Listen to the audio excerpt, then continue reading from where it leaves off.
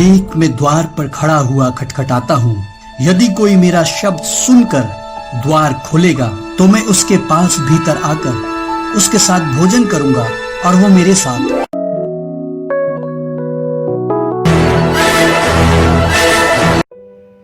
आप सभी को जय मसीह की।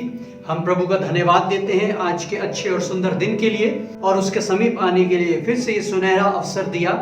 मुझे आशा है कि परमेश्वर ने हम सबको अपने परिवारों में, हमारे बाल बच्चों के साथ अपने अनुग्रह में सुरक्षित रखा होगा और हम सब आज परमेश्वर की उपस्थिति में अपने घरों में बैठे प्रभु की आराधना और उसके आदर में एकत्रित हुए हैं। और ये वक्त है कि हम परमेश्वर के वचन में जाएंगे और इसलिए आज के मनन के लिए हम निकालेंगे उत्पत्ति उसका 6 अध्याय 1 से लेके 14 पद तक। हम अपनी अपनी बाइबल खोलेंगे। हम जब अपने घरों में बैठे हैं अपनी बाइबल को खोलेंगे और उत्पत्ति उसका 6 अध्याय 1 से 14 पद तक पढ़ेंगे। यहाँ पे इस प्रकार से लिखा है,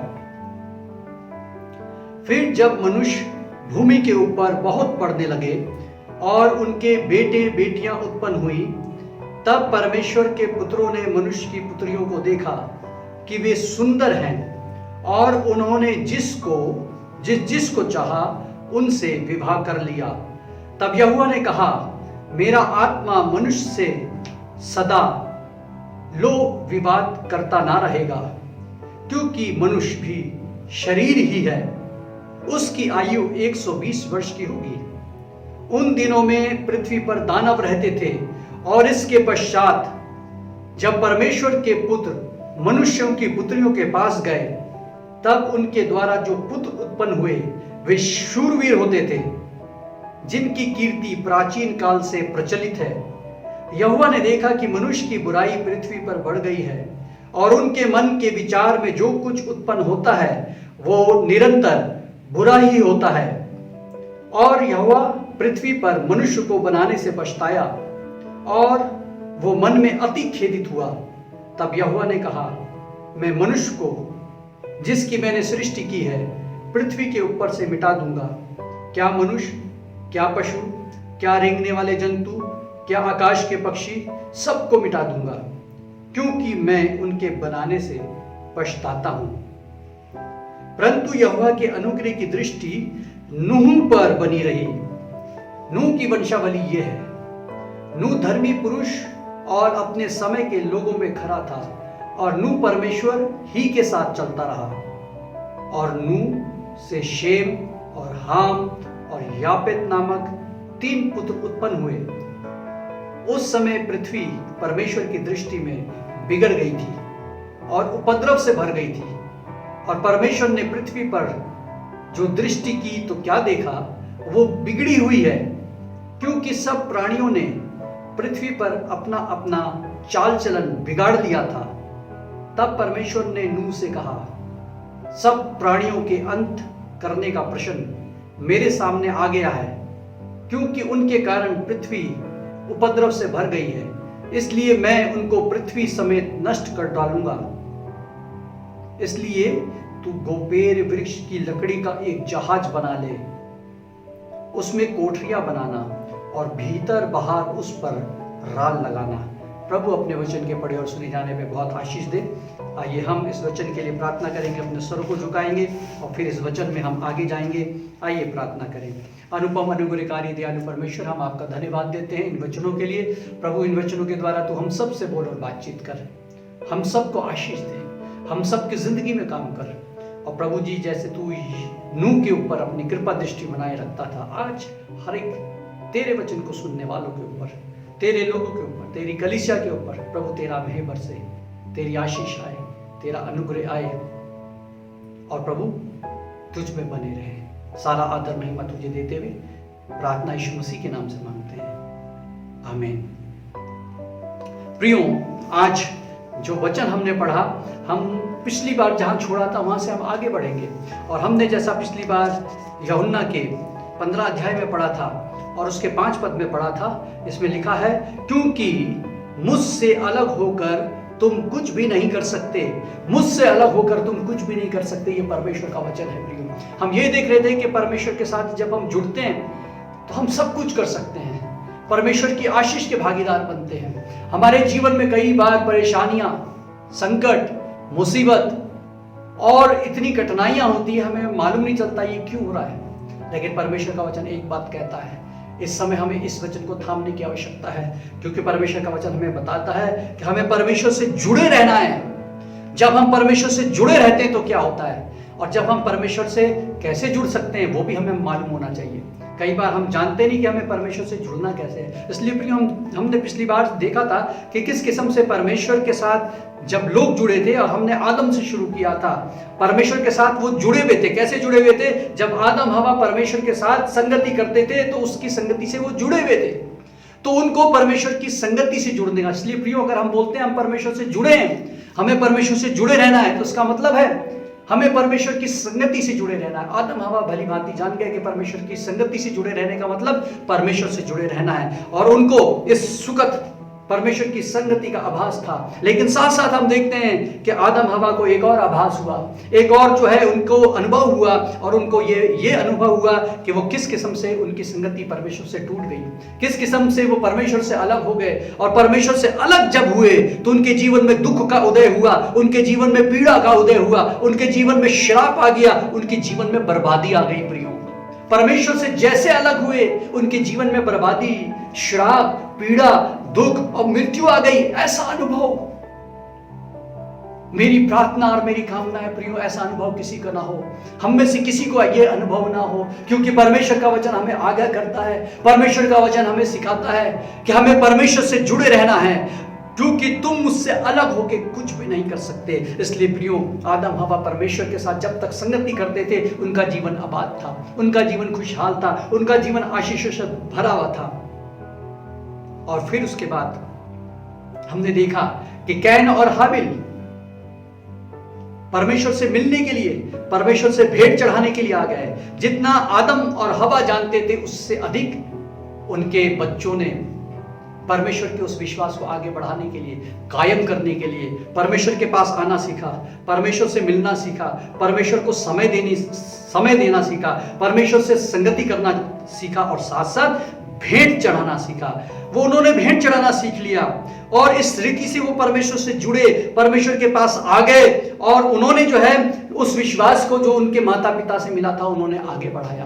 प्रियो, क्योंकि उनको मालूम था, इस दुख के बारे में भी मालूम था कि परमेश्वर से अलग होकर हम कुछ नहीं कर सकते। प्रियो, आज संदेश में ये जानना जरूरी है, मसीह समाज को जानना जरूरी है, चर्च को जानना जरूरी है, विश्वासियों को जानना जरूरी है कि हम परमेश्वर से अलग होकर कुछ नहीं कर सकते। ये सच्चाई है, और इसलिए जब कैन और हाबिल ने इस सच्चाई को सीखा तो वो प्रभु से मिलने के लिए आ गया है।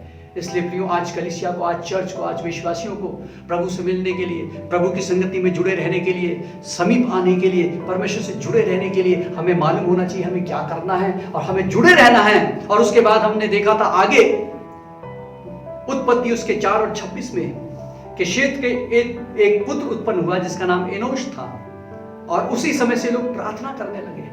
देखिए किस प्रकार से संगति से जुड़ना, भेंट ला करके परमेश्वर से मिलने के लिए आने से जुड़ना, फिर उसके बाद हम देखते हैं प्रार्थना करने से जुड़ना। उन लोगों ने सीख लिया, वो एक के बाद एक कदम में आगे बढ़ते जा रहे थे, परमेश्वर से जुड़ना सीख रहे थे, परमेश्वर से जुड़ने के लिए अपने कदम को आगे बढ़ा रहे थे। एक पीढ़ी से दूसरी पीढ़ी में जैसे विश्वास पास ऑन हो रहा था, वो परमेश्वर की संगति से जुड़ते चले जा रहे थे। परमेश्वर से जुड़ना सीखा था उन्होंने, परमेश्वर से भेंट लाकर जुड़ना सीखा था, परमेश्वर से संगति करके जुड़ना सीखा था, परमेश्वर से प्रार्थना करके जुड़ना सीखा था, क्योंकि परमेश्वर के लोग भली प्रकार से ये जान गए थे कि परमेश्वर से अलग होकर हम कुछ नहीं कर सकते, और जो परमेश्वर से अलग हो जाते हैं बर्बादी और विनाश के सिवा और कुछ नहीं होता। इसलिए प्रियो, अब हम इस वाले चैप्टर में आगे आके देखेंगे कि जो लोग परमेश्वर से अलग होकर के जीना सीखा उनके जीवन में कैसे बर्बादी है। आदम हवा की बर्बादी को हमने देखा, कैन की बर्बादी को हमने देखा, लेकिन अब आगे चलते हैं। जो हमने आज 6 अध्याय में, उत्पत्ति के 6 अध्याय में पढ़ा था, उसमें हम देखेंगे कि 2 पद में इस प्रकार से लिखा है कि परमेश्वर के पुत्रों ने मनुष्य की पुत्रियों को देखा, वे सुंदर है, और जिन्होंने जिसको चाहा उससे विवाह कर लिया। मनमानी से जीवन जीना सीख गए। 6 के 2 में लिखा है कि ये वो लोग जो परमेश्वर से अलग रह के जीना चाहते हैं, उनकी मानसिकता है मनमानी, मनमौजी, किसी की बात नहीं सुनना, अपनी मर्जी से चलना। ये जो है परमेश्वर से अलग रह करके जीने वाले लोगों की मानसिकता होती है प्रियो। और ये मानसिकता हम जो है उत्पत्ति के 6 अध्याय में देखते हैं, जिनको परमेश्वर से कुछ लेना देना नहीं, जो परमेश्वर से जुड़ने के लिए कोई चाह नहीं रखते, ये मनमानी से जीने वाले लोग हैं। और लिखा है कि कैसी मनमानी, जिनसे चाहा उनसे विवाह किया, जिनसे चाहा उनसे विवाह कर लिया, जिस स्त्री को देखा उसको विवाह उसका या तो अपहरण कर लिया, जबरदस्ती कर लिया। क्या कुछ इसमें आप बोल सकते हैं, कह सकते हैं कि उन्होंने क्या कुछ नहीं किया, वो पाप किया, वो गुनाह किया। जिसको जिसने चाहा विवाह किया, बिना रोक टोक के जीने वाले, बिना अनुशासन के जीने वाले। और 5 पद में इस प्रकार से लिखा है, इसी के 5 पद में लिखा है, यहोवा ने देखा कि मनुष्य की बुराई पृथ्वी पर बढ़ गई है और उनके मन के विचार में जो कुछ उत्पन्न होता है वो निरंतर बुरा होता है। मनमानी से जीना, जिसको चाहा उससे विवाह कर लिया, बिना रोक टोक के जीना, बिना अनुशासन के जीना, पृथ्वी पर जो भी मन में आया बुराई करने के लिए वो करने का प्रवृत्ति। और लिखा है मन के बुरे विचारों में, उनके मन से बुरे बुरे विचार उत्पन्न होने लगे। 11 पद में इस प्रकार से लिखा है, 11 पद कहता है, उस समय पृथ्वी परमेश्वर की दृष्टि में बिगड़ गई थी और उपद्रव से भाग गई थी। ये उपद्रव करने वाले लोग बन गए। और 12 पद में लिखा है, इनका चाल चलन बिगड़ गया, इनका चाल चलन बिगड़ गया। प्रियो, जब हम परमेश्वर से अलग हो जाते हैं, परमेश्वर से हमारा संबंध नहीं रहता, तो इस किस्म से जीवन पनपता है। ये वो लोग थे जो परमेश्वर से दूर थे। और इसलिए प्रियो, आज मेरे और आपके परिवार का क्या हाल है? क्या मेरा और आपका परिवार मनमानी करने वाला है या प्रार्थना करने वाला है? बिना रोक टोक के जीने वाला है या परमेश्वर के साथ चलने वाला है? बुराई करने वाला है या परमेश्वर से जुड़े रहने वाला है? मन में बुरे विचार करने वाला है या मन से परमेश्वर के विचारों के अनुसार चलने वाला है? बिगड़े चाल चलन वाला है या परमेश्वर के साथ चलने वाला है? प्रियो, हमें सोचना है और समझना है। कई बार हम अपने परिवार के लिए, अपने बच्चों के लिए बहुत परेशान होते हैं, लेकिन आज सवाल है, जो परमेश्वर से जुड़ा रहता है उसकी चाल सीधी होती है, उसकी राह अलग होती है। लेकिन जो परमेश्वर से जुड़ने में कठिनाई होती है, परमेश्वर से जुड़ना नहीं चाहते, परमेश्वर में इंटरेस्ट नहीं लेते, प्रार्थना में इंटरेस्ट नहीं लेते, संगति में इंटरेस्ट नहीं लेते, परमेश्वर से दिल लगाने में मन नहीं लगता, परमेश्वर के वचन को पढ़ने सुनने में मन नहीं लगता, जब हम परमेश्वर को महत्व नहीं देते, परमेश्वर को समय नहीं देते, तो संसार में इन सारे कामों के लिए ये वो जनरेशन है। कैसी जनरेशन? जो परमेश्वर से अलग होती है, वो मनमानी करना सीखती है, वो अपनी मर्जी से जीना सीखती है, जिससे चाहे उससे विवाह करने के लिए, जिससे चाहे उसका अपहरण करने के लिए, जिससे चाहे उसको भ्रष्ट करने के लिए, जिससे चाहे उससे व्यभिचार करने के लिए, जिससे चाहे बुराई करने के लिए, जिससे चाहे उपद्रव और बेईमानी करने के लिए, और क्या कुछ नहीं करने के लिए, सारी बुराई। लिखा है, परमेश्वर ने जब पृथ्वी पे देखा कि बुराई बहुत बढ़ चुकी है, बहुत बढ़ चुकी है। हम सब ऐसे समय में रहते हैं प्रियो, जब बुराई बढ़ चुकी है। अगर आप देखना चाहते हैं, ये सिर्फ उत्पत्ति 6 की कहानी नहीं। अगर आज आप इस कहानी को देखेंगे, इस अवस्था को देखेंगे, इस बात को देखेंगे, जब परमेश्वर इस पृथ्वी पर दृष्टि करता है तो वो वही देखता है जो उसने नूह के समय में देखा। आज एक सर्वे के मुताबिक मुंबई में 50% युवा बिना विवाह के एक साथ रहते हैं। वो लिविंग इन रिलेशनशिप, वो संबंधों में बिना विवाह करके लड़के लड़कियां साथ रहते हैं, और वो सोचते हैं बाद में शादी कर लेंगे। और वो कई लोग तो सोचते हैं हमें शादी करनी नहीं, यही ठीक है, जिम्मेवारी कौन लेगा, जब तक जीवन चल रहा है ठीक है, चल रहा है, जब तक गड़बड़, जब नहीं चलना साथ में, नहीं जीना साथ में, तो तू अपनी जगह जा और मैं अपनी जगह जाता हूं। ऐसी मानसिकता के साथ जीते हैं। प्रियो, परमेश्वर लिखा है, जिसने जिसको चाहा, जितनों को चाहा, उससे विवाह कर लिया।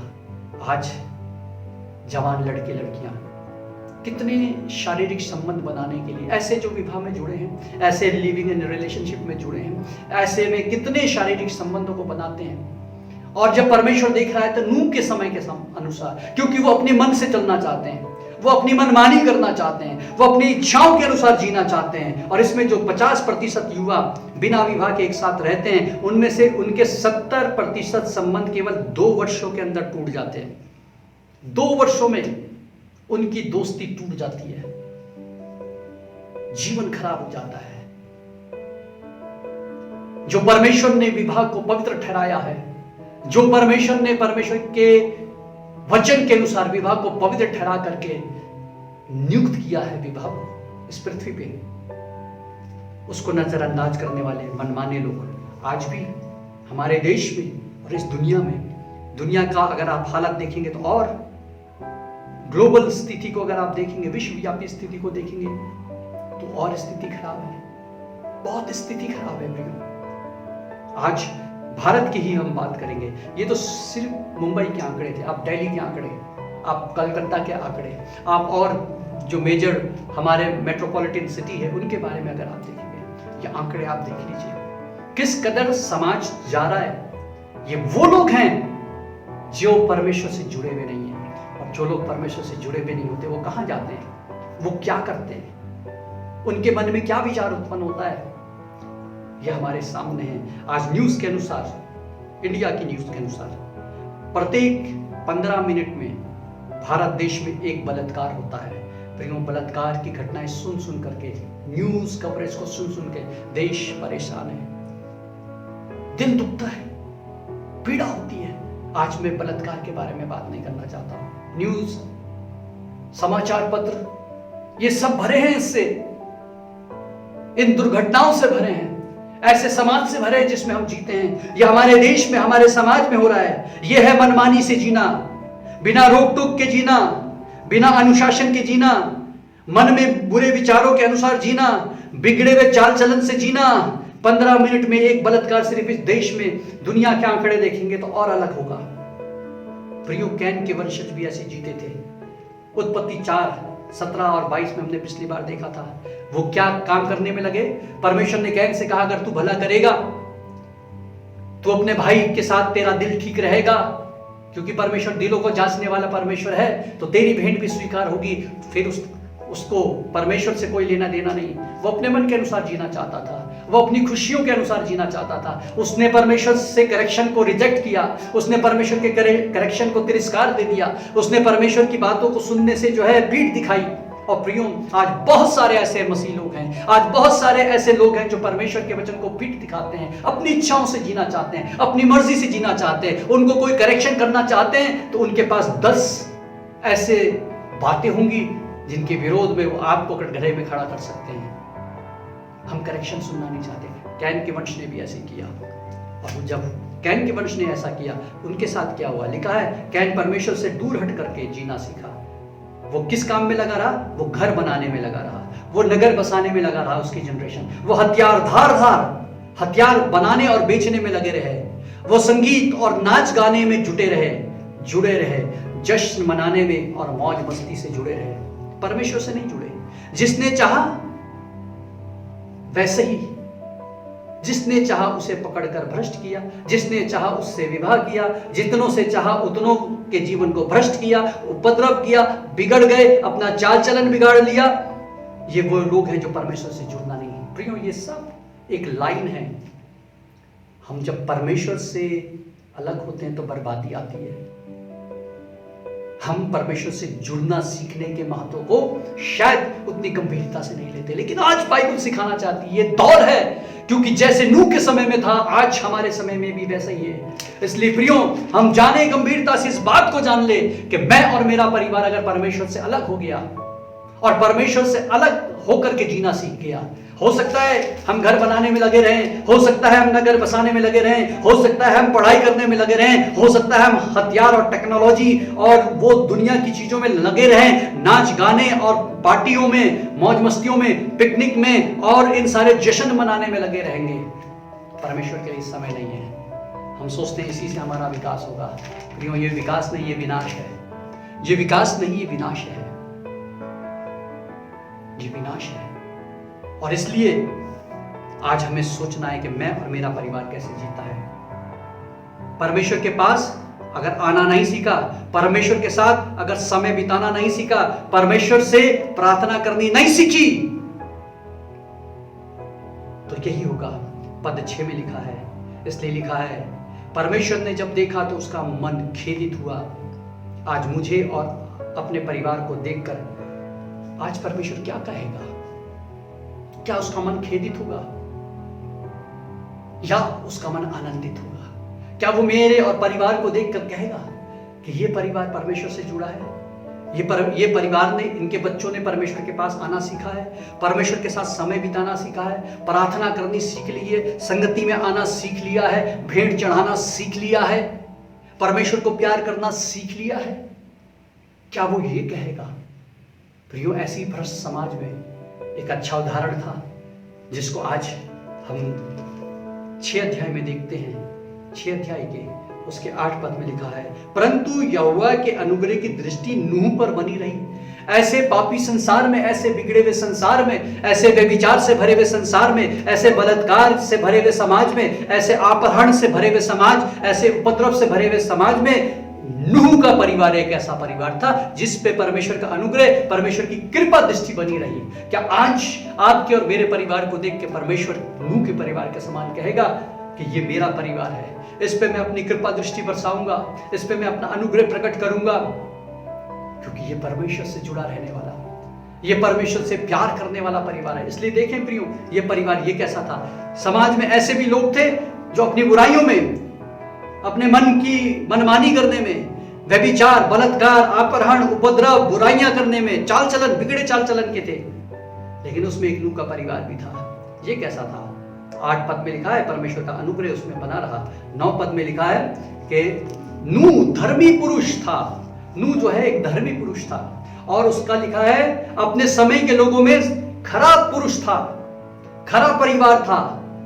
और इसी में आगे हम देखते हैं तो उसी में लिखा है कि वो परमेश्वर के साथ साथ चलता रहा। परमेश्वर के साथ साथ चलने वाला परिवार था ये। प्रियो, परमेश्वर के साथ साथ चलने वाला परिवार है। ऐसे युग में, ऐसे काल में, ऐसे जवान बच्चे जहां पे व्यभिचार, जहां पे बलात्कार, जहां पे अपहरण, जहां पे उपद्रव का बोलबाला था, शेम, हाम और यापेत जवान बच्चे, और नूह अपने परिवार के साथ परमेश्वर से जुड़ा हुआ था। देखते हैं कैसे ही परमेश्वर से जुड़ा था। कैसे जो है हम देखते हैं आदम से नूह तक, आदम से और नूह तक देखेंगे तो ये 10 वंशावली है। कैसे जो है इन्होंने परमेश्वर से जुड़ना सीखा। फिर से हम रिपीट करेंगे। आदम ने परमेश्वर से संगति करना सीखा, कैन और हाबिल ने परमेश्वर के पास आकर भेंट चढ़ाना सीखा, एनोश ने प्रार्थना करना सीखा और समय समय पर परमेश्वर के पास आना सीखा। नूह ने जब उसके आसपास के लोग के चाल चलन बिगड़ गए थे तो नूह ने परमेश्वर के साथ चलना सीखा। अद्भुत बात, ये नूह ने सीखा। और क्या सीखा? 13 पद में लिखा है, तब परमेश्वर ने नूह से कहा, सब प्राणियों के अंत करने का प्रश्न मेरे सामने आ गया है, क्योंकि उनके कारण पृथ्वी उपद्रव से भर गई है। लिखा है तब परमेश्वर ने नूह से कहा। एक अद्भुत बात यहां पे हम देखते हैं कि अब परमेश्वर, क्योंकि वो परमेश्वर से जुड़ा रहा, तो हम देखते हैं परमेश्वर ने नूह से संवाद किया। परमेश्वर का वचन जो है नूह के पास आया, और नूह जो है कैसे परमेश्वर से जुड़ा रहा, उसने परमेश्वर की सुनना सीखा। एनोश ने प्रार्थना करना सीखा। देखिए, प्रार्थना हम परमेश्वर से कुछ कह रहे हैं, लेकिन अब नूह ने क्या सीखा? परमेश्वर मुझसे कुछ कह रहा है, परमेश्वर मनुष्य से कुछ कह रहा है। वचन सुनना सीखा, परमेश्वर का वचन उतरा। नूह ने परमेश्वर के साथ चलते चलते परमेश्वर का वचन सीखा। अद्भुत बात है, अद्भुत बात है। इसलिए प्रियो, नूह परमेश्वर से जुड़ा रहा, उसका परिवार परमेश्वर से जुड़ा रहा। उसने परमेश्वर के वचन के बारे में अपने परिवार से बातचीत करी और उसने परमेश्वर के वचन को सुनना सीखा। और 14 पद में लिखा है, 14 पद क्या कहता है? इसलिए तू गोपेर वृक्ष की एक लकड़ी का एक जहाज बना ले, एक जहाज बना ले। उसको वचन दिया, उसको आज्ञा दी, एक जहाज बना। नूह केवल वचन का सुनने वाला नहीं, लेकिन नूह परमेश्वर के वचन के अनुसार चलने वाला, परमेश्वर के वचन का मानने वाला हुआ। नूह को जहाज बनाने का आज्ञा दिया, एक आज्ञा आई। परमेश्वर से जुड़े रहने का मतलब और स्पष्ट हो जाता है प्रियो। हम कितने आसानी से कहते हैं कि परमेश्वर का वचन कहता है हमें परमेश्वर से जुड़े रहना है, परमेश्वर से अलग रह के तुम कुछ भी नहीं कर सकते। और लेकिन हमें नहीं मालूम चलता कि हम परमेश्वर से जुड़े हैं कि नहीं है। ये कैसे परमेश्वर से जुड़े थे? एक पीढ़ी से दूसरी पीढ़ी में परमेश्वर से जुड़ने के लिए एक तार, एक कड़ी, एक श्रृंखला हम देखते हैं कि जो लोग परमेश्वर के वचन से जुड़े हुए थे उन्होंने क्या किया। फिर से हम देखते हैं आदम के समान, अगर हम परमेश्वर के साथ जुड़े रहना चाहते हैं और समझ गए इस अर्थ को, तो आदम के समान हमें परमेश्वर से संगति में जुड़े रहना है। प्रियो, आज आप अपने परिवार को, अपने बच्चों को देखें कि आपके परिवार और आपके बच्चे संगति से जुड़े हैं, हर रविवार को संगति से जुड़ जाते हैं, या आपको उनको जो है याद दिलाना पड़ता आज रविवार है, या आपको उनको कहना पड़ता आओ हम आराधना करने के लिए बैठे, तुम क्या कर रहे हो, तुमने नाश्ता क्यों नहीं किया, तुम अभी तक नहाए क्यों नहीं हो, तुमने अभी तक ऐसा नहीं किया, तुमने वैसा नहीं किया। या बच्चे बहाने बनाते हैं, जुड़ना नहीं चाहते। प्रियो, सावधान हो जाइए। अगर अभी भी इसी जगह पे स्ट्रगल है तो हम बहुत पीछे हैं। अभी हमारे को संगति करना भी नहीं है। हम क्या जुड़ेंगे परमेश्वर के साथ जब संगति करना, परमेश्वर को समय देना हमने नहीं सीखा, क्या जुड़ेंगे हम परमेश्वर के साथ? आज बहुत सारे मसीह लोगों की स्ट्रगल यही है। प्रियो, आज बंद है, लॉकडाउन है, चर्चेस बंद हैं, लेकिन प्रभु ने हर एक घर में चर्च खोल दिया है, हर एक घर को चर्च बना दिया है, हर एक घर में अपनी उपस्थिति को परमेश्वर भेजता है, अपनी आशीषों को भेजता है। जैसे अनुग्रह के, जैसे नूह के ऊपर परमेश्वर के अनुग्रह की दृष्टि थी, वैसे ही आज हर परिवार, जब चारों तरफ से सब कुछ बंद है, जब प्रभु के चरणों में बैठते हैं परिवार के साथ, जैसे नूह के परिवार पे उसका अनुग्रह था। प्रियो, इस आराधना के समय में परमेश्वर का अनुग्रह आपके और आपके परिवार पे उतरता है। क्या ये आप जानते हैं? क्या ये आप जानते हैं कि जब आप परमेश्वर के नाम से इकट्ठे होते हैं तो परमेश्वर के साथ संगति होती है और परमेश्वर का अनुग्रह उतरता है। लेकिन प्रियो, अफसोस के साथ बहुत सारे ऐसे परिवार हैं जो रविवार की आराधना में गंभीर नहीं है। जब खुला था तब भी गंभीर नहीं थे, लेकिन अब बंद हो चुका है, अभी भी गंभीर नहीं है। जब खुला था बहुत सारे लोग तब गंभीर थे, क्योंकि पूछा जाता था चर्च क्यों नहीं आए। अभी कोई देखने वाला नहीं है, लेकिन परमेश्वर देखने वाला है। परमेश्वर देखने वाला है। क्या आपने परमेश्वर के संगति के साथ जुड़ना, आपके बच्चों ने परमेश्वर की संगति से जुड़े रहना सीखा है? क्या आपने और आपके बच्चों ने कैन और हाबिल के साथ परमेश्वर के समीप आना, भेंट चढ़ाना, दान देना, क्या ये सीखा है? जब हम संगति से जुड़ते हैं तो परमेश्वर से जुड़े हैं। जब हम परमेश्वर के समीप आकर के दान और भेंट चढ़ाते हैं तो हम परमेश्वर से जुड़ते हैं। हम प्रभु के साथ अपने प्रेम को प्रकट करते हैं, अपने रिश्ते को मजबूत करते हैं, परमेश्वर के लिए अपने प्रेम को प्रकट करते हैं, और परमेश्वर की संगति हमारे जीवन में, परमेश्वर का आशीर्वाद हमें मिलता है, प्रभु का अनुग्रह हमें मिलता है। प्रियो, एनोश ने जो है परमेश्वर से प्रार्थना करके वो परमेश्वर से जुड़ा। प्रियो, क्या आपने और मेरे परिवार ने ये देख लिया कि हम सीख लिया कि हम प्रार्थना से अपने परमेश्वर से जुड़ते हैं? केवल रविवार नहीं, लेकिन प्रतिदिन की प्रार्थना से हम परमेश्वर से जुड़े। आपके और आपके बच्चों ने क्या ये सीख लिया कि प्रार्थना करना हमारे लिए कितना जरूरी है, कितना आवश्यक है? अगर प्रार्थना से हम जुड़े हैं तो हम इन बातों से बचे हैं, उस बर्बादी, उस विनाश से बचे हैं जो कैन और उसकी वंशज ने देखा, जो आदम ने देखा। प्रार्थना करना, इनमें जुड़ना। और नूह से आज हम सीखते हैं कि नूह ने परमेश्वर के वचन को सुना, परमेश्वर के वचन को माना, और साथ साथ तीसरी बात हम जो देखते हैं नूह के जीवन में, कि उसको एक काम सौंपा गया। नूह को एक काम सौंपा गया, एक जहाज बनाने का। प्रियो, आज बहुत सारे लोगों की तो केवल यही स्ट्रगल है कि वो चर्च आने में उनको पहली सीढ़ी पे अभी संगति करना, भेंट चढ़ाना नहीं सीखा, प्रार्थना से जुड़े रहना नहीं सीखा, क्योंकि स्ट्रगल पहली है। तो परमेश्वर का वचन कहां से सुनेंगे? परमेश्वर की आवाज कहां से सुनेंगे? और जब आवाज नहीं सुनेंगे तो मानेंगे कैसे? और फिर अगर परमेश्वर उनको कोई काम सौंपता है तो कैसे करेंगे?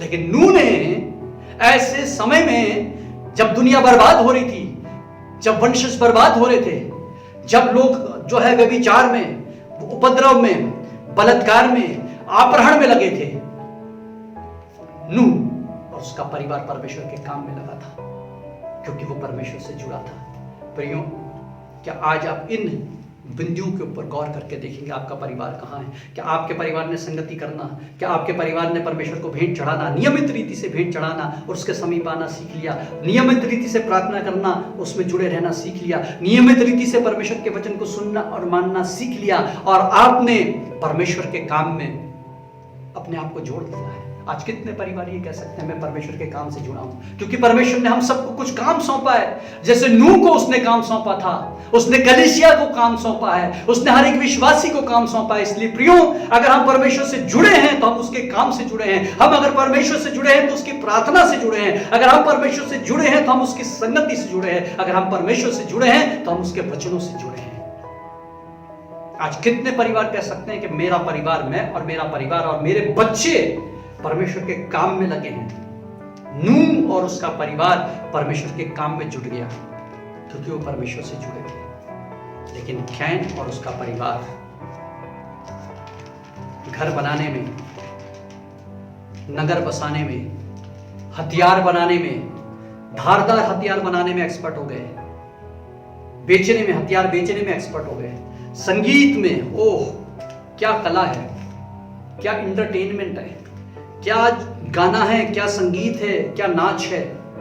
नाच गाने में जुटे हैं, जश्न मनाने में जुटे हैं, मौज मस्ती करने में जुड़े हैं। इसमें सब हमारा टाइम जा रहा है। इसके लिए हमारे पास समय है। चर्च के लिए समय नहीं, प्रार्थना के लिए समय नहीं, वचन पढ़ने के लिए समय नहीं, संगति करने के लिए समय नहीं, परमेश्वर के काम को करने के लिए समय नहीं है हमारे पास। प्रियो, कैन के वंशज भी ऐसे थे जो बर्बादी का रास्ता ही है। लेकिन आदम से नूह तक 10 पीढ़ी हुई। ये 10 पीढ़ी परमेश्वर के साथ साथ रहना और जीना सीख लिया। प्रियो, क्या आज आपके बच्चे और आपके परिवार नूह के वंशज के समान इस बात को सीख गए? इस बात को सीख गए कि हमें परमेश्वर से जुड़े रहकर चलना है, परमेश्वर के लिए हमें सबको काम करना है, परमेश्वर से प्यार करना है। प्रियो, आज ये संदेश हम इसको कंटिन्यू करेंगे। तुम मुझसे अलग होकर कुछ नहीं कर सकते। जब अलग हो गए बर्बादी आएगी। आदम हवा से सीख लीजिए, जैसे वो परमेश्वर से अलग हुए बर्बादी आई। जैसे कैन ने परमेश्वर के करेक्शन को रिजेक्ट किया, अनुशासन को रिजेक्ट किया, परमेश्वर के बात जो परमेश्वर बताना चाहता था उस पर भी अनुग्रह करना चाहता था, उसने मनमानी करना सीखा, उसने रेबेलियस करना सीखा, उसने विरोध करना सीखा, उसने विद्रोह करना सीखा।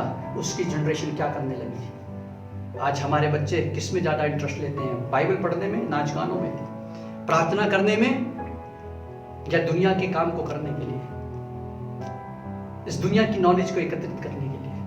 किस चीज में ज्यादा इंटरेस्ट है? मोबाइल में इंटरेस्ट है या आराधना में इंटरेस्ट है? प्रभु के साथ संगति करने में इंटरेस्ट है, चाह है, या दुनिया की उन सारी चीजों में जिसमें दुनिया फंसी है, जिसको करने से मन में व्यभिचार उत्पन्न होता है, मन के विचार बुरे होते हैं, जिससे बलात्कार होते हैं, जिससे उपद्रव होते हैं, जिससे व्यभिचार होते हैं, जिससे जिंदगियां बर्बाद हो जाती है, जिससे परिवार टूट जाते हैं, जिससे जिंदगियां बर्बाद होकर के बहुत दूर चली जाती हैं, और जिसको देख करके परमेश्वर दुखित और खेदित होता है। प्रियो, आज परमेश्वर का वचन आपको और मुझको आगाह करना चाहता है, बताना चाहता है हम परमेश्वर से जुड़ जाएं। ये लॉकडाउन हमें परमेश्वर से जुड़ने के लिए है। ये समय हमें परमेश्वर से प्रार्थना करने के लिए है। ये समय हमें परमेश्वर से वचन को पढ़ने के लिए है। और ये समय हमारा परमेश्वर की सेवा करने के लिए है, वो काम करने के लिए जो परमेश्वर हमें दे के गया है। क्योंकि दिन बुरे हैं, नूह के समान हैं। हम आगे इसको कंटिन्यूस करेंगे, इसको जारी रखेंगे कि कैसे परमेश्वर के लोग पाप में रहते हुए भी परमेश्वर से जुड़े रहे, तो इसलिए पाप से बचे रहे, परमेश्वर के अनुग्रह, परमेश्वर का फेवर पाने वाले लोग बन गए। प्रियो, आज आप चाहेंगे आप और आपका परिवार परमेश्वर का फेवर प्राप्त करे, परमेश्वर का अनुग्रह प्राप्त करे, परमेश्वर की आशीष प्राप्त करे। आप और आपके बच्चे व्यभिचार से, उपद्रव से, बलात्कार से, इन सारी बुराइयों से, मन के बुरे विचारों से बचे रहे, परमेश्वर से जुड़ने के लिए कोताही ना बरसे, आलस्य ना करें, रविवार की आराधना को नजरअंदाज ना करें, प्रतिदिन की प्रार्थना को अनदेखा ना करें, परमेश्वर के वचन को सुनना और पढ़ना और उसके अनुसार चलने में ढिलाई ना करें। परमेश्वर के काम में लग जाएं, परमेश्वर की सेवा में लग जाएं, जैसे नूह लगा। हम आगे देखेंगे नूह ने परमेश्वर के काम को आगे कैसे किया। प्रभु हमें और आपको आशीष दे प्रियो। अपने सरों को झुकाएंगे और हम प्रार्थना करेंगे कि हमारा परिवार इस समय का नूह जब परमेश्वर ऐसी बुराई में हमें देखे तो वो हमें नूह का परिवार देखे। हमारे तीनों बच्चे, हमारे सारे बच्चे, बहुए, पत्नी सब मिलकर परमेश्वर की सेवा में लग जाए। ऐसा परिवार प्रभु का अनुग्रह पाएंगे, प्रभु की आशीष पाएंगे। आइए प्रार्थना करें। प्रभु हम तेरा धन्यवाद देते हैं, तेरी दया मांगते हैं प्रभु जी। तुझसे जुड़े रहना, तुझ में बने रहना, तेरे से संगति करना, तुझसे प्रार्थना करना, तेरे समीप आना, तेरे लिए भेंट चढ़ाना, तेरे वचन को सुनना, तेरे वचन को मानना और तेरे काम में प्रभु जी लगे रहने के लिए हम सबकी अगुवाई करना। क्योंकि प्रभु ये हमारी जिंदगी है। हम जब तक इससे जुड़े हैं हम तुझसे जुड़े हैं प्रभु। क्योंकि संसार में बहुत आकर्षण है, संसार में बहुत पाप है, संसार में मनमानी है, संसार में प्रभु जी वो सारी चीजें हैं जो हमें पाप में, हमें बुराइयों में, हमें विनाश में, हमें प्रभु जी उन संसार की बातों में, जैसे कैन की जनरेशन चली गई, बर्बाद हो गई। प्रभु तू हमारी जनरेशन को बचाना, हमारे कलीसिया के लोगों को बचाना, हमारे परिवारों को बचाना प्यारे प्रभु जी। ये जागने का वक्त है क्योंकि तू जल्द आने वाला है। प्रभु अनुग्रह करना, हमारी आंखों को खोलना, क्योंकि प्रभु तेरा वचन कहता है कि अब इस दुनिया का अंत निकट आ गया है, अब वो समय नजदीक आ गया। इसलिए नूह तू जहाज बना ले। प्रभु दया कर दो प्रभु जी, हम में से हर एक को, हम तेरे काम में जुट जाएं। क्योंकि प्रभु वो विनाश, वो अंतिम विनाश बहुत नजदीक है, तेरा आना बहुत नजदीक है प्रभु जी। अनुग्रह करना, हम सब पे अनुग्रह करना प्रभु। मैं और मेरे बच्चे, हम और हमारे परिवार के एक एक जन तुझसे जुड़े हुए रहे, तुझसे प्यार करें, तुझसे प्रार्थना करें। ऐसा अनुग्रह कर दीजिए। सबके ऊपर तेरा अनुग्रह हो, सबको तू आशीष देना। प्रार्थना यीशु मसीह के नाम से मांगते हैं, आमीन। प्रभु आप सबको आशीष दे। जय मसीह की। आशा करते हैं कि परमेश्वर के इन वचनों ने आपके दिल पर दस्तक दी है। अतः आप इस वीडियो को लाइक, शेयर और सब्सक्राइब करें। बेल आइकन दबाना ज़रूर याद रखें। अपने कमेंट्स और प्रार्थना निवेदन हमें अवश्य भेजें, जिससे हम आपके लिए प्रार्थना कर सकें। बहुत बहुत धन्यवाद।